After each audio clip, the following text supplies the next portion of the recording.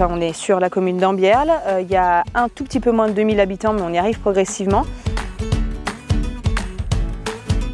Alors, les activités du tiers-lieu, en ce moment, ce qui est phare, c'est les jardins partagés, autant avec les habitants qu'avec un travail avec les écoles et le centre de loisirs. Ensuite, on a des ateliers qui s'organisent de par les habitants de leur initiative, comme le papote couture.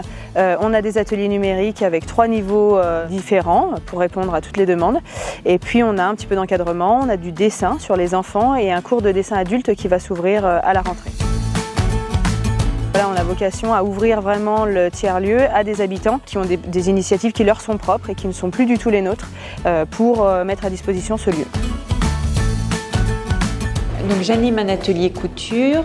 Donc les personnes viennent avec leur machine à coudre, si elles en ont une. Autrement, nous en avons une à disposition. Nous avons également une surjeteuse.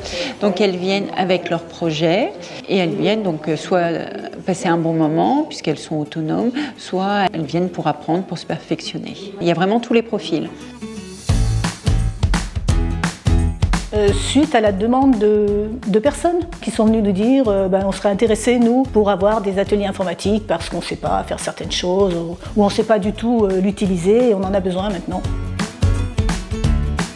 Pour les débutants, c'est d'apprendre à connaître l'ordinateur, à le comprendre, à utiliser tout ce qu'il y a dessus. Intermédiaire, c'est plus pour les recherches, Doctolib, des choses comme ça, faire des déclarations. Et expérimenter, c'est plus à la demande. Des gens qui ont besoin de choses un petit peu spécifiques, regrouper leurs photos avec 5 à 6 personnes par atelier.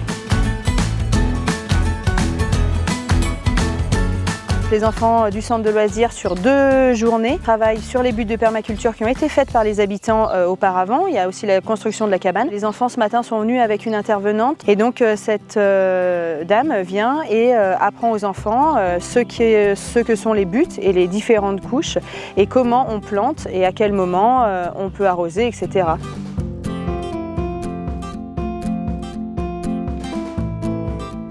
Alors les projets du tiers-lieu, c'est justement créer un outil pour rassembler les personnes et pour mettre en lien tout ce qui s'y passe.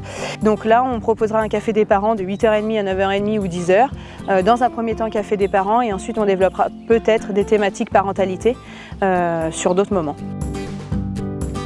Toutes ces associations, la municipalité, les tiers-lieux qui avoisinent, on fasse un endroit où non seulement on propose des choses, mais aussi où les associations, les habitants, tout le monde amène son expérience, partage ses savoirs et surtout qu'il y ait ici une convivialité et un bonheur de vivre. C'est ce qu'on aimerait bien, ce qui se passe ici.